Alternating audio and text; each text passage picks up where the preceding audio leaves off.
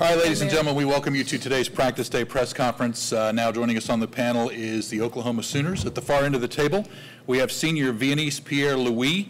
In the middle, we have graduate transfer Maddie Manning, and seated next to me is head coach Sherry Cole. We will begin with questions for our student athletes, please. Just to clarify, she's not a graduate transfer. She has been here for a long time, but just one school.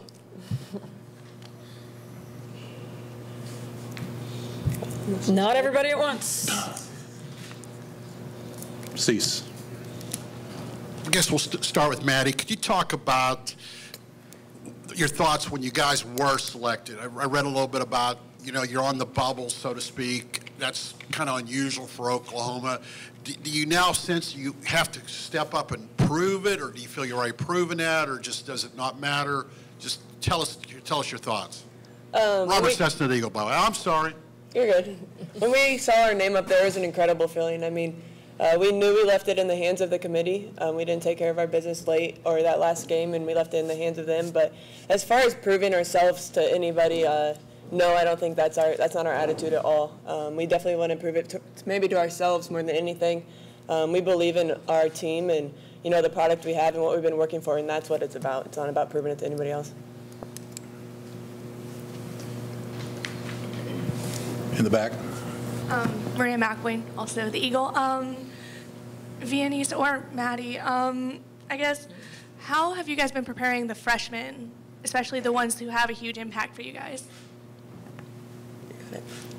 I guess we have to step up as seniors first and lead the way and lead by example.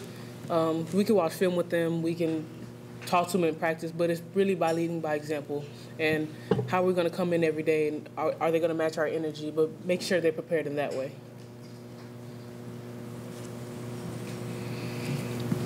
David Campbell with the Associated Press. Maddie, can you talk about the pace of a game like this, because you guys have played them before?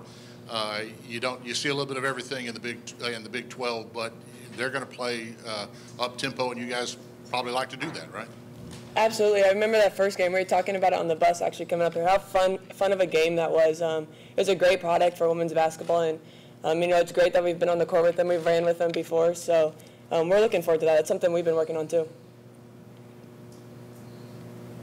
Cease. Luis, could you talk about that game as well? I saw you monster numbers. What do you expect them to do to try to limit you this time, and what might you do differently to make sure you still have that kind of ball game? Well, I expect a double team. I really do. So personally, I just got to be patient. Just make sure I'm patient and make sure I'm open enough so my guards can get me the ball when I do. And when I do get it, what am I going to do with it? Am I going to be a threat? Am I going to be a threat? Am I going to be dominant in the post? But if I'm dominant and I set the stage in the paint, then that opens up for my guards, and they can do whatever they want at that point. Anything more for student athletes? All right, ladies, thank you. Thank you. Thank you. Thank you.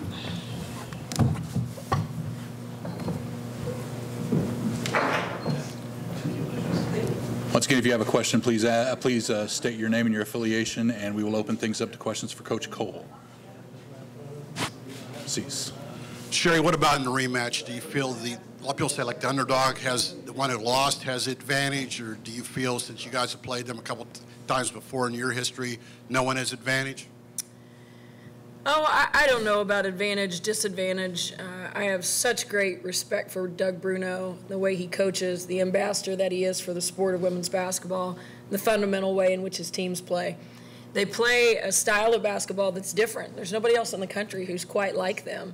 And so I suppose being on the floor with that maybe exposes you a little bit to it. I don't know if it can totally prepare you for it. We saw it in November.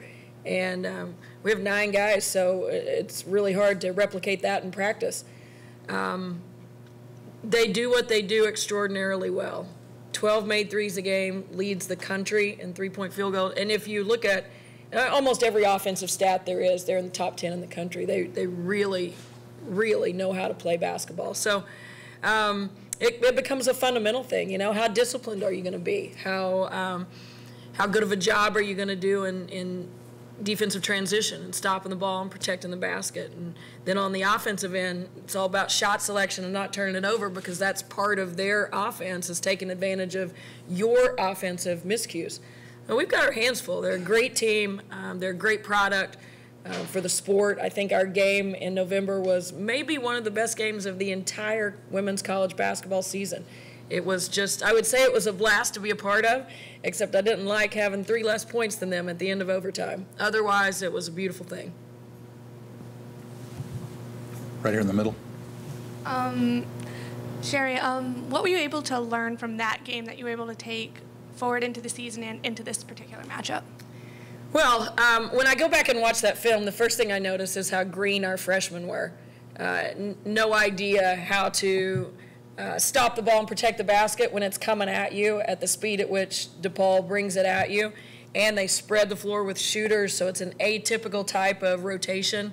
And they were really exposed. Anna and Shayna were really exposed. Now, they did a great job offensively, but it was that, give and take. They were doing a great job offensively, but then they couldn't get back defensively and get matched up, so we were trading baskets, and unfortunately, most of ours were 2s and theirs were 3s, so that doesn't bode well. But as far as what you take away from it, it was November. What we took away from it was we have to do a better job communicating in our matchups and defensive transition. And that's been hit and miss for our team. That's why we're a 12 seed. We have to talk to each other. And shoot, we were late getting here today. It's my fault because we were in the film room, and I probably said, have a sense of urgency and a sense of purpose 12 more times than I needed to, but I felt like I needed to say it a couple more times. Maybe that one last time it's going to sink in. But you have to be urgent, and you have to be purposeful, and you have to have a conversation with one another when you play against these guys. If you don't, they exploit you. Any more for Coach? Cease. Okay. David Campbell from AP again. Sherry, can you talk a little bit about the adjustments that you have to make? Is it a matter in that first game you can kind of cut loose and just play with them? Do you have to make significant adjustments this time to go into this game? And how different is it when you're in the first round of the tournament like this? Well, a layered question there. I'll try to get all parts of it. First of all, I think it's difficult for a 5-man defensively against DePaul, because you're chasing somebody around on the perimeter. In Big 12 Conference, you got Kalani Brown from Baylor, who runs and buries you at the block, and I could go team by team by team that has that. This DePaul team is very different, so Vivi will be put in a position that's not ordinary for her. Does she know how to do it? Yes. Our pre-conference schedule was full of teams that ran 5 out and spread the floor, and she had to figure out how to do that and got much better at it. But it's been a while since she's had to play that way, so there's an adjustment there. I think the other adjustment you make is you can guard these guys beautifully, and they can still get really comfortable and make shots. And they got guys who can shoot step-back threes. Millender gets it off so fast you can be there, and she still gets it off. So you have to find ways to break their rhythm. And that means adjusting through the course of the game, whether it's how you guard screens or whether you're in a man or a zone or whether you're trapping or pressing or whatever. You got to find ways to affect their rhythm and not let them be really comfortable. First round of the tournament, that piece of the question, to our freshmen, it's they're wide-eyed and bushy-tailed and loving life right now. And I was taken back to a moment. Our selection show was very euphoric in a way. I've been a part of 19 of these in a row now, and you never ever take it for granted, but there's a different level of emotion when you know you're in and you're trying to see what seed you are, especially if you're in the top 4, than if you're on that bubble or this year in the great debatable 8, whatever that was about. So it was a very emotional moment, but I was taken back to a moment earlier in conference season, early in January, when my little freshman guard from Canada came in my office and said, very sheepishly, Coach, I just have a question. Is there any way we can still make the NCAA tournament? And her voice is just quivering. It's January. And I knew then I need to talk to these guys about it, and then we need to put it to bed. And we've revisited only one time. We revisited it only one time after that, and it was very briefly.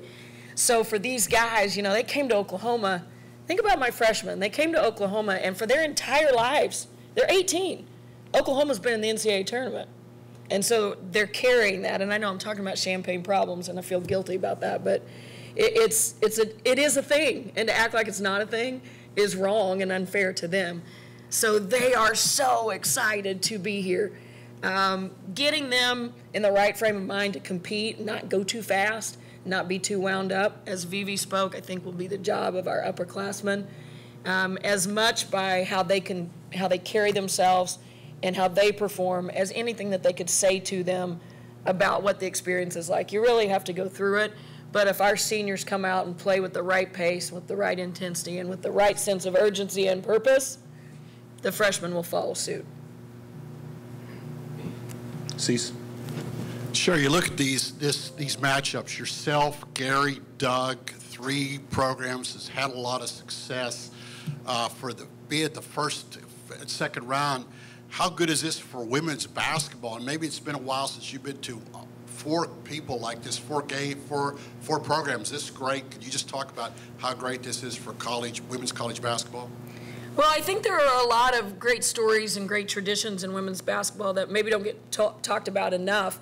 The job Gary Blair has done here in College Station is unbelievable. And I know you guys here locally are talking about it all the time. I don't know if the nation's talking about it as much as they should. And probably had I been given an opportunity to make an opening statement, I would have started with congratulations to Gary on hosting. It's not an easy thing to do. And here he is doing it again. Just a tremendous program. And Doug, I can't even put into words how much I respect Doug Bruno. And really, it's a lifetime of service to our sport, and is a legend in Chicago, and has had obviously a great run of success in the NCAA tournament. And I don't know what it is about DePaul and Oklahoma. They like to see us play early in this thing. I guess it's luck. I don't know. It is what it is, and we're here playing. But there's a lot of tradition here and a lot of programs with high expectations. And I think it'll be a great first and second round.